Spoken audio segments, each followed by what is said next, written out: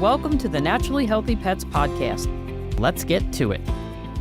Hello, everyone. Welcome to Naturally Healthy Pets podcast. I'm your host, Dr. Judy Morgan, and my guest today is Sue London, a globally renowned, award-winning hospice pet doula and pet healer. She has helped thousands of people and their pets through healing, coping with emotional trauma, as well as providing tools to deal with behaviors of difficult pets. She has dedicated her life to helping others to deeply connect with their own true self and with their animals, both living and crossing over. Her expertise is in sharing messages and helping pet owners understand exactly what their pet experiences before, during, and after they take their last breath. Sue, thank you for joining me. This is fascinating. Great. It's wonderful to be here, Dr. Judy, and thanks for having me on the show.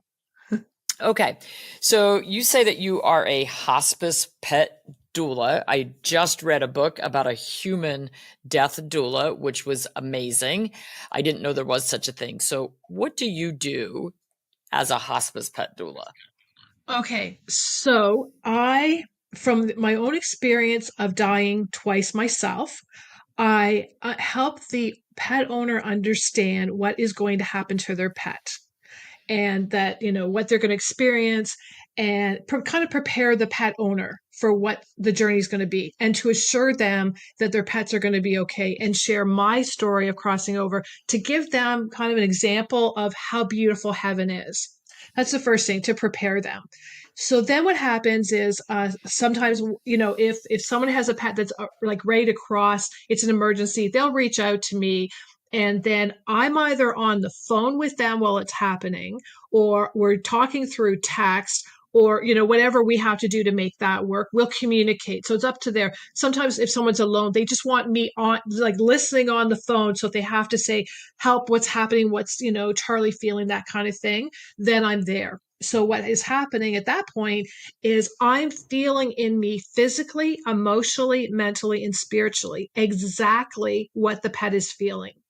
And I'm also feeling who is coming from the other side. I see them. And then any messages for the owner that they need to know. So do you want me to give you an example of? Yeah, this is so cool. Okay. So my dog actually, Gussy, he just crossed over July 30th. Sorry, June 30th. And what happened with him, he was just turning 17 years old. He's a King Cavalier Spaniel, beautiful dog. He was like a puppy, real talker and chasing balls even at that age. I mean, I do healing on pets as well. So, I mean, my dog got Reiki massages 4 times a day. So, they had the good life, right? So anyways, what happened, all of a sudden, I get this message from Gussy that you're getting a new puppy, Mom. The worst thing I could ever want to hear my dogs tell me, because I know that they're getting ready to cross over at that point. Oh boy. So I said, you know what? Like, Gus, no, I want to have you here for a while. Mom, you're getting a new puppy. And I know that when I go to the other side, I'm going to be able to help you more. And I said, no, it's good. You can stay. So then we just started, I listen to what I need to do, and every step, no matter what I'm doing. And that particular night I heard, stay up all night with Gussy, take Gussy outside and wrap him in a blanket and just go look at the moon and the stars.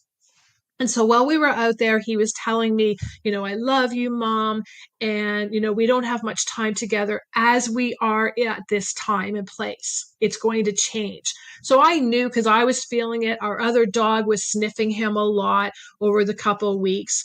And then what happened, we stayed outside. It was about like 2:00 in the morning. And I was outside in my pajamas. And I just thought, like, this was a moment I knew that I was always going to remember. And I didn't want to look ahead. I just wanted to be in the present moment to really, for Gus and I to talk. So he was telling me, I'm proud of you, Mom. I love you. I'm not going anywhere. Like, the things that a pet would tell their owner. So then I heard, this is like, we were out there for about an hour and a half. So then we finally got to sleep. I slept on the floor beside him. And about 5:00 woke up. My husband was getting ready to go to work. And I said to my husband, I need to go have my shower now. He says, you never have a shower at 5:30 in the morning. I said, I need to have my shower. I have to follow through with that. So I had my shower and I said to Ross, you're not supposed to go to work, that you need to be here because this is Gussy's final day. It just came out of my mouth. And a lot of times, like, I'm not thinking about it, but it will channel out of me. So like they're Wow. using me and channeling. So I hear myself hear what, my higher self is Wow. telling me. So Ross is like, no, Gussy's going to be fine. And everything's great. I said, no, you shouldn't go. Ross went out the door at 6 o'clock. At 6:30, Gussy's health changed drastically. And I was holding him. I was doing healing on him. I was talking to him. Marley, our other little guy, 10-pound Shih Tzu, he's sitting, his head's going like that. And he saw all the angels and our loved ones come in. And Gussy was, Mom, this is it. This is it. So I picked him up and I was, rocking him and that stood up and he vomited all over me and vomited all over himself. And I thought, okay, I need to get him outside because I didn't, need to be in that area. So anyways, I put him down gently on our deck and I ran in to get a cloth. And then when I came out, he wasn't there on the deck. And at this point, he was very weak. And I thought, where did he go? He had actually, in like a matter of 2 minutes, running in and out, in 2 minutes, he had dragged his body in the back corner of where our grass was. And I had this feeling that there was something really wrong in that corner. I kept telling Ross, there's something not right in that corner. I don't know what it is. Talking to our vet, and he says, well, do you see any raccoon poop? And no, we checked all for that. And so I just had this bad feeling. So that is exactly where he dragged his body, exactly where I had this feeling. So and he was just laying there. He had a seizure. And at that point, I'm feeling in me exactly what he was experiencing. And I knew it was the end. And I knew we didn't have a lot of time. So I called my dog sitter. And anytime we've had a pet cross, we've always included our other pet to be there to say goodbye as well. I knew this time I couldn't do it. I had to, gather Gussy up and then get him in the car and then get to that vet hospital. Where we live, there's only one emergency vet hospital, and it was 40-minute plus drive for me. So I thought, okay, Gussy, you know what? We're going to make a miracle happen. So I just started asking, my angels and all the pets on the other side that were with both of us to just magically appear a cop car and get him to give me get me there fast. So we're driving and all of a sudden a police car appeared on the side of the highway. So I pulled over and I said, I really need your help. My dog is dying. And he said, okay, you know what? Your dog is the most important. You speed, you get where you had to go. And he knew where I had to go. And he said, and I said, well, how fast can I go? And he says, dude, just go as fast as you want. I can tell you're a responsible person. I've wrote your plate down. And if anyone sees you speeding, they'll know I've approved it, what's going on. So it should have taken me 42 minutes. We got there in 24 minutes. My husband was there waiting. And I thank God so much for bringing that police officer to me to, have that miracle happen. Manifesting what you need. Right? Exactly. Right. So number one lesson, everyone listening, you can manifest whatever, right? Yep. So then I got to the vet hospital, and then the lab tech was there with a blanket, and she took him, and I said to Ross, this is it. He's not coming home. And so we went in, and the vet that we had was just an amazing girl. And she didn't know what was walking through her door when I'm starting to tell her, yeah, the lights flashing, is like for you to know that there's a lot coming from the other side. And she said, we always have that happen when an animal's crossing. Does that what that means? So then the room temperature was getting really cold, and so then she said, yeah, do you feel, and I said to her, do you feel how cold it is? And she said, yes, it always happens. And so I explained to her that this was the other side, that Gussy had a lot of love and support that wanted to help him. And that, interestingly enough, a lot of animals that I helped cross started coming from the other side to help me to help Gus. That got me emotional. And I started crying because I thought, how incredible, what people don't see and what we are experiencing is just we live and cross in such a magical way. And there's so much more to our journeys. So I totally wish everybody could see all of those beings. When my grandfather passed, he had a hospice care person with him. And she said that he said 3 people in white robes were standing at the foot of his bed, and one was his wife who had passed before. I don't even remember who the other 2 people were, but so many of us miss that and don't see that. But it's so nice to hear that, and it's nice to know that our animals are still out there watching over us, which I've believed that for many years. I talked to a death expert. When I wrote my first book, I happened to be standing in line behind her to talk to some TV and radio personalities about books. And I said, I just tapped her on the shoulder, and I didn't know her. And I said, am I going to see all my animals again? And she was like, absolutely. And she started telling me about it. And I was just like, this is the coolest thing ever. So I'm clinging with that one. So you died twice. Yes, I did. How? Okay. So the first time I was 21 years old, and what happened, I was allergic to anesthetic, and I was simply going to have my wisdom teeth taken out. Oh, geez. And of course, I was a very shy person and trusting. And yes, so I'm allergic to anesthetic. Pseudochloresterate deficiency is the term. And so I'm thinking everything is good. And I went, and they were giving me a needle. And I said, well, what was that for? And they said, well, we had to give you anesthetic to put you out. And it wasn't, maybe a minute later, then I don't remember anything. And what happened, I crossed over, and I was in this beautiful field of daisies with my childhood dog Spot. And we were there together. And what was really special about that for me was that she was like my best friend, my sister, and she helped me go through, she supported me when both my parents were physically, emotionally abusive. So I'm an only child. That was my support, my dog. And so here she came into my life at age 2. And then, I was getting ready to walk down the aisle with Mr. Wrong. And that's a whole other story about how she was trying to warn me about that. But anyways, what happened, my mother had taken her about 6 months before I was supposed to walk down. She took her away. And I didn't know. I was busy at work. And long story short, she had taken Spot to be put down. I still, to this day, don't know what happened. Spot does not want me to see. I feel like she wasn't wanting to go. And, for my sake, she wanted me to remember how we were together. But I found out 3 weeks later that she was gone. And wow. For me to connect with Spot again, because her energy, like me at that age, was very, very shy. So when animals are shy, their energy does not come through really strong. And so that's why I always ask for a picture, because people will say, oh, well, you see, like Joe or Spot or whatever. And then another animal comes, and I'm getting messages from this other animal, but because this one's so shy with their energy, they're taking a step back. Right.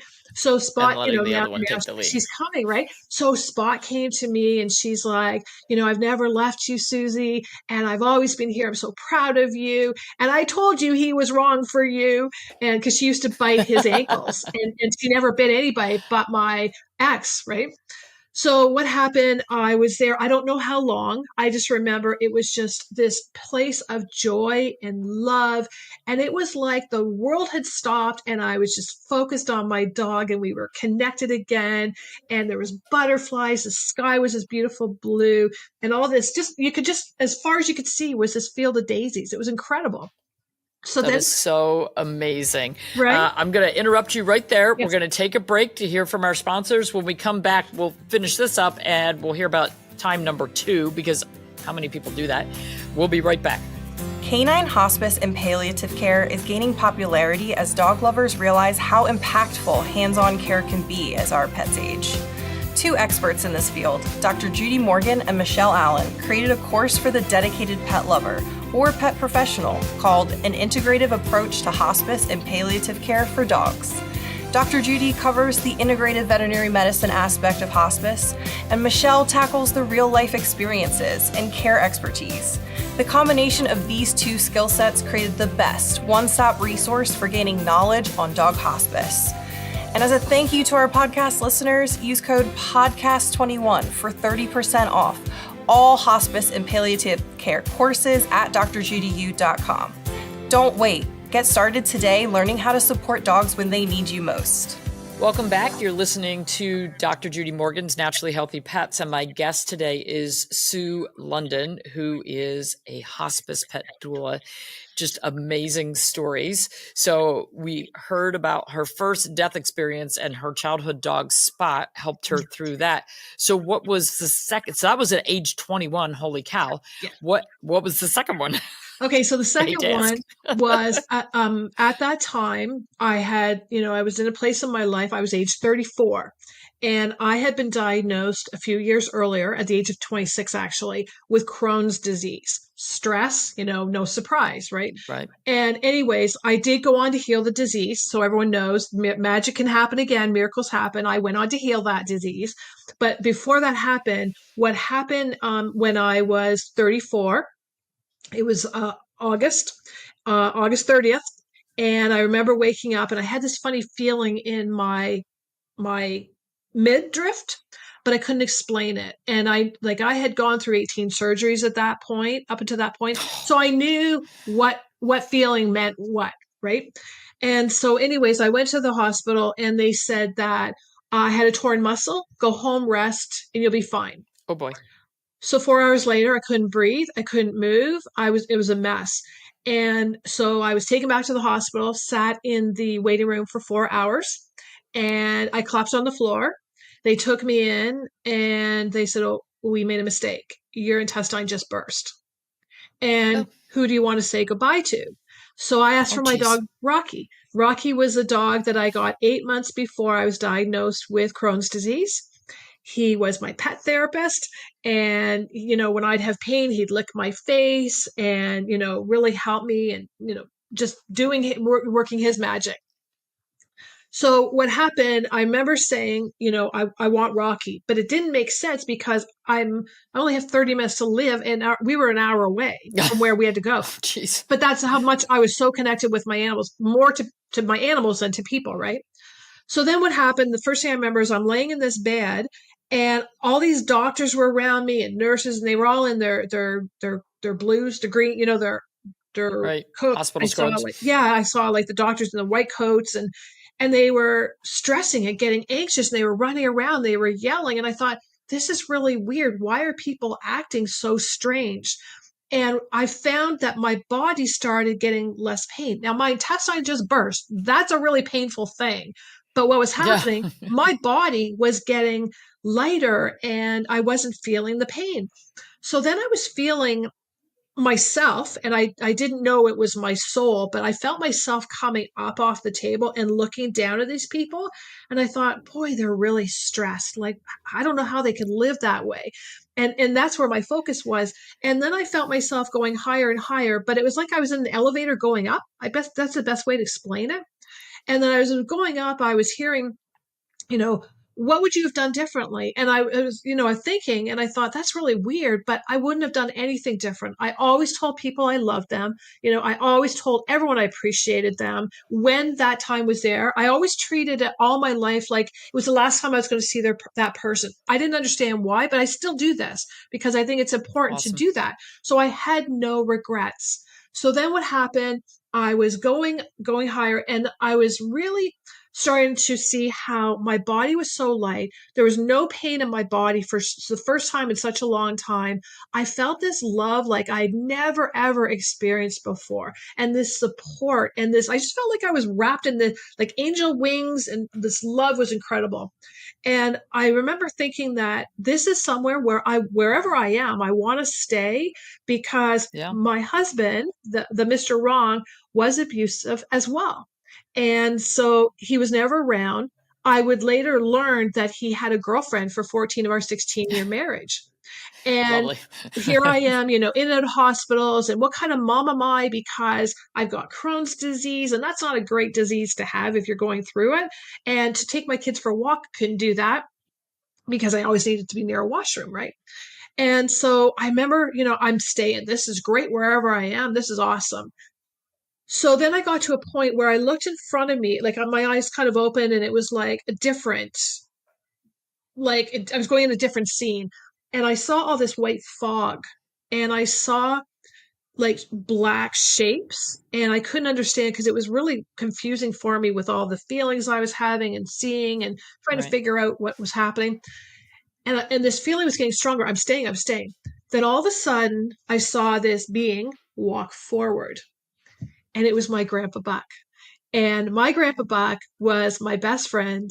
He was my mentor. He was my hero. And if anybody could kick a strong Sagittarian stubbornness, it was my grandpa Buck. And so he said to me, Susie, it's not your time. You need to go back. Then I saw this other being walk up beside him, and it was Jesus. And he said, you have a destiny to fulfill you have not done yet. You need to go back because you have, at a global level, millions of people and pets that you need to help them cope, heal, and move forward. And we will guide you with every step of the way. Now I thought, okay, those are two people you don't say no to. And I thought, they're stepping forward. So there's got to be something to this. And then I literally came back, and it was like I was a new person. Like they say born again. I really was, because I thought, why do people rush? And why are they so stressed? And why aren't they enjoying what they have? And why aren't they grateful? It just started me on all kinds of questions and journeys. And then I just started getting messages, and I would follow it. And even now, like I hear, do this, and I do it. And then I'm being guided to go and give somebody a hug that their pet just crossed over, and tell them, then this is what is happening. So yeah, everything I experienced. That is so cool. Right. Just been a meant to be. So do you feel that people sometimes grieve more for their pets than they do for people? 100%. Why is that? Well, I know for me that I don't cry for when people cross, because I know what is coming for them. I did cry for my grandpa, but we were so connected. Like and we've been together in other lifetimes. This is another story about another show about that, right? But we were really connected. And it was interesting because when Gussy crossed, I really, really cried for him as well.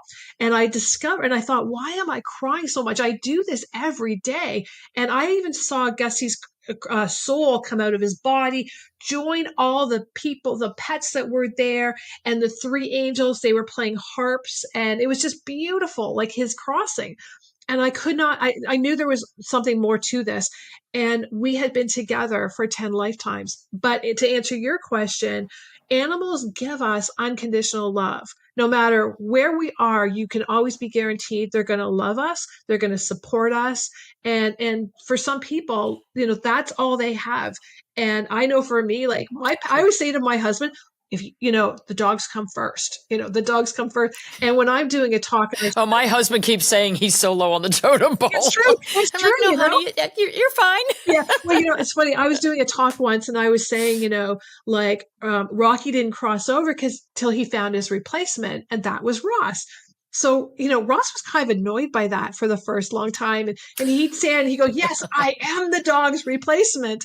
And so he talked to him later and said, if she let you replace him, you should be honored. And then that's where he shifted. But I've always, my dogs come first, so sorry, Ross. So do you think when a pet passes that they help you find the next pet that's supposed to be in your life? Yes, absolutely. That just happened for me. And do you want me to tell you the quick story on that one? Sure. Okay, so Gussy told me that he was sending his replacement. He was sending us a new puppy.